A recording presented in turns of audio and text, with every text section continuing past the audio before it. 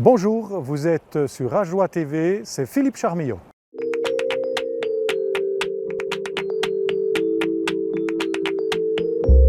Je suis diacre dans l'Église catholique. Je travaille depuis 30 ans dans les paroisses, d'abord à Bienne, ensuite aux Franches-Montagnes, puis en Ajoie-Clos-du-Doubs.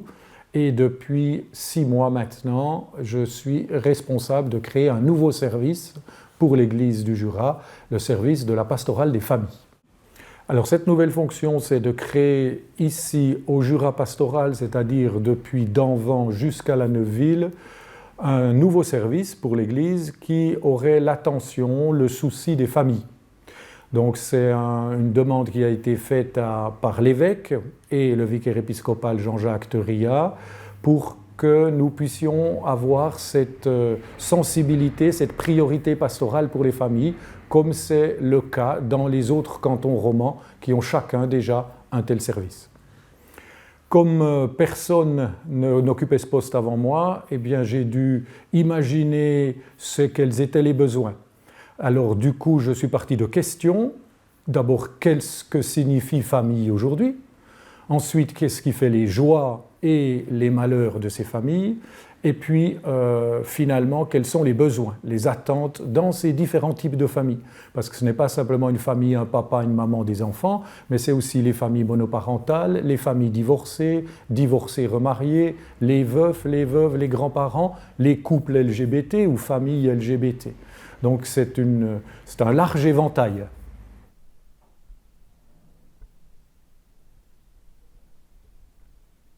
Alors je pense que aussi bien dans la société que dans l'Église, il y a une évolution par rapport au concept de famille. La famille, quand on parlait famille il y a quelques décennies, c'était assez clairement un papa, une maman, des enfants. Et puis en dehors de ce type clé de la famille, eh bien, il y avait des exceptions. Aujourd'hui, les exceptions d'antan sont devenues presque la règle. Et du coup, dans le terme famille, on inclut finalement différentes façons de vivre des relations familiales. Alors, dans un premier temps, je suis allé sur le terrain pour rencontrer ces familles.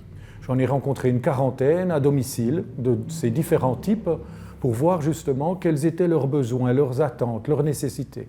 Je suis allé aussi voir une quarantaine d'associations, groupements en église mais à l'extérieur, qui s'occupent de près ou de loin de la famille. Ça m'a permis de faire une certaine radiographie du terrain pour ne pas réinventer des choses qui existaient déjà.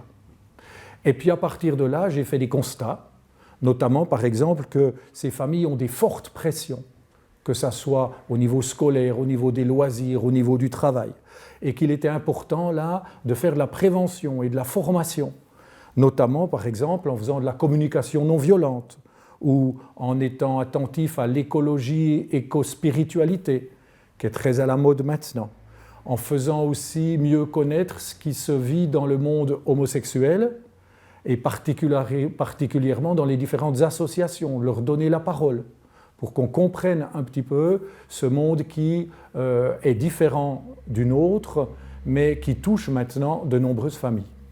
Lors de ces rencontres avec ces différentes associations et groupements extérieurs à l'Église, j'ai toujours été très très bien accueilli. On a été parfois surpris en disant « mais qu'est-ce que vous venez faire ici ? Normalement l'Église c'est de la liturgie et du catéchisme ». Et là j'ai dit que ce n'était pas le choix que j'avais fait. Le choix que j'ai fait c'est de travailler aujourd'hui avec tous ceux et toutes celles qui s'occupent de la famille. Et plutôt que d'être chacun sur son île à construire son château ou sa maison, c'est peut-être ensemble qu'il nous faut mettre les forces maintenant, puisque l'objectif est identique. Finalement, c'est venir en aide, ou c'est venir accompagner, ou c'est venir proposer des choses pour les familles. Et alors justement, aujourd'hui, en 2022, quels sont les grands défis pour les familles jurassiennes et les familles suisses ? Alors, je vous disais avant, donc, un premier défi, c'est ces fortes pressions. Un deuxième défi, c'est que toutes les familles sont bancales. Et une famille exemplaire, une famille modèle, je n'en ai pas trouvé dans les visites que j'ai faites. Donc là aussi, si elles sont bancales, il y a des aides à apporter.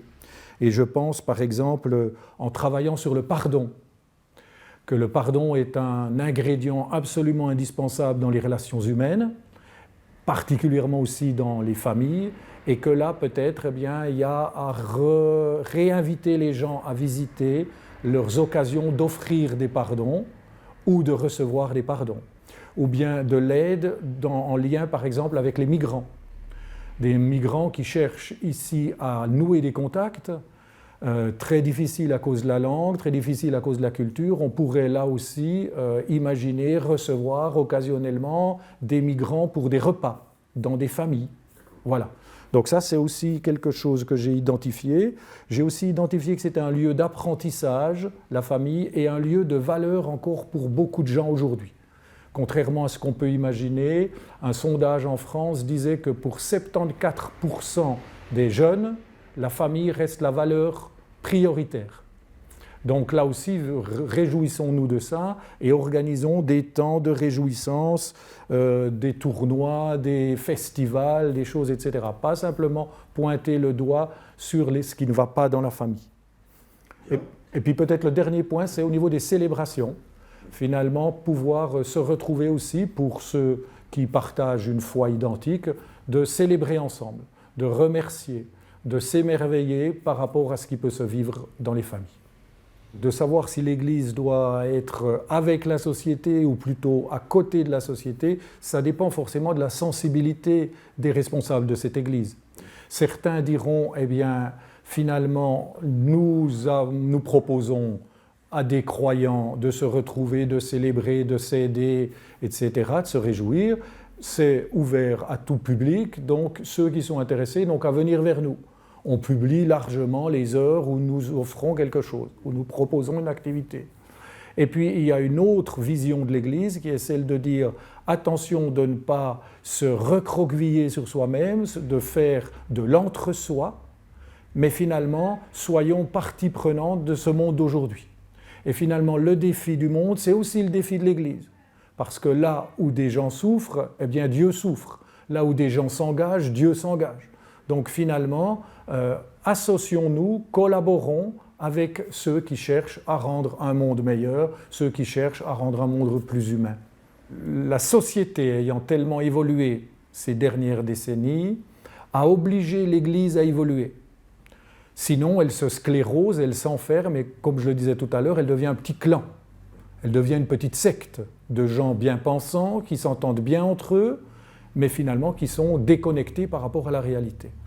Alors le choix de l'Église, c'est finalement de non pas suivre la société, parce qu'elle a un message différent à donner que celui de la société, mais de savoir que la collaboration est importante, que partir de ce que les gens vivent pour délivrer ensuite un message évangélique est nécessaire. Donc à la fois la société ayant changé, l'Église n'étant plus les points de repère de cette société, où avant cette société elle était façonnée par les fêtes religieuses, elle était façonnée par les offices qui sonnaient. Et comme ce n'est plus le cas maintenant, eh bien, l'Église se voit contrainte de sortir de ses murs pour aller à la rencontre des gens. Nous avons donc tout prochainement une Saint-Valentin autrement. L'idée donc c'était d'inviter des couples pour partager un repas gastronomique, mais en proposant à ces couples d'avoir durant le repas des échanges entre eux. Donc des petites tables à deux en amoureux où il y a l'opportunité d'échanger sur des thèmes qui sont donnés avec des questions et des témoignages. Ensuite, il y a une constatation qui a été faite aussi, qui débouche sur une nouvelle activité, c'est la difficulté peut-être plus pour les hommes que pour les femmes de parler de ce qu'ils vivent, de leurs émotions, de leurs difficultés. Et pour ce faire, on est en train de mettre sur pied des soirées qui ne seront destinées qu'aux hommes, avec des thèmes en lien avec justement la famille, les enfants, l'éducation. La première soirée sera sur le thème d'avoir un enfant différent. Un enfant qui peut être handicapé, un enfant qui peut être hyperactif, un enfant qui peut être autiste, haut potentiel, etc. Et puis comment est-ce que moi, comme papa, je vis cette situation, qui est des fois sans doute du bonheur, mais aussi parfois des difficultés. Et l'idée, c'est de faire ça dans une brasserie, un verre à la main, où là, un papa donnerait son témoignage sur ce qu'il vit, et ensuite on peut ouvrir, donner la parole à des petits groupes de discussion. Confidentiellement bien sûr, et puis rien n'est partagé en grands groupes. Donc ça, ce serait une deuxième chose qu'on est en train de préparer maintenant. Il y a aussi une montée vers Pâques avec les familles, ça c'est l'aspect festif et liturgique plutôt, qui aura lieu avec les cantons de Genève et de Vaud, en Valais, dans une grande colonie de vacances, un grand chalet, où là nous vivrons les 3 jours qui précèdent Pâques et la fête de Pâques. Dans le même sens aussi, il y a chaque année un pèlerinage à Lourdes pour des gens atteints dans leur santé, mais aussi pour d'autres qui ont envie de vivre cette démarche de prière en groupe. Et là, cette année, nous inviterons des familles de toute la Suisse romande. On a loué un hôtel à Lourdes rien que pour les familles, où on aménagera des coins jeux, des coins prières, des coins discussions. Et puis l'idée, c'est une fois par jour de vivre quelque chose de liturgique avec le pèlerinage, et le reste du temps de vivre une dynamique entre nous, en famille aussi, et de loisirs. Est-ce qu'on fait la même chose partout en Suisse romande? Je dirais que ça dépend de la sensibilité du ou de la responsable de la pastorale des familles du canton. Si cette personne a une sensibilité plus liturgique, eh bien du coup, on aura davantage d'offres en lien avec des veillées de prière, en lien avec des parcours catéchétiques, etc.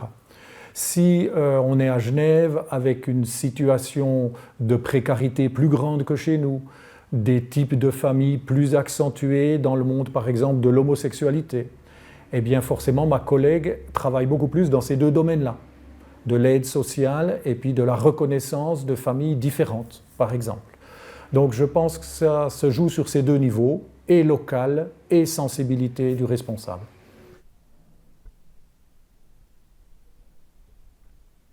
Alors l'invitation que je pourrais adresser à la population à Joulotte est de 2 ordres. La première, c'est de prendre contact avec ce service qui se situe ici à la rue Thurman 6 à Porrentruy, pour toutes les idées qui pourraient venir, tous les besoins qui seraient intéressants à combler, des demandes, des propositions. Parce qu'en ayant un territoire aussi vaste que celui d'Anvant à La Neuville, je ne peux pas connaître toutes ces familles, ni tous les besoins. Donc là, un coup de téléphone, un mail, une visite, je me déplace très volontiers aussi pour partager un souci, pour voir aussi ce qu'on pourrait organiser de nouveau, qu'est-ce qui pourrait être innovant, qu'est-ce qui pourrait répondre à ce besoin, des collaborations aussi avec le monde à l'extérieur de l'Église. Voilà, ce serait dans un premier temps le premier appel.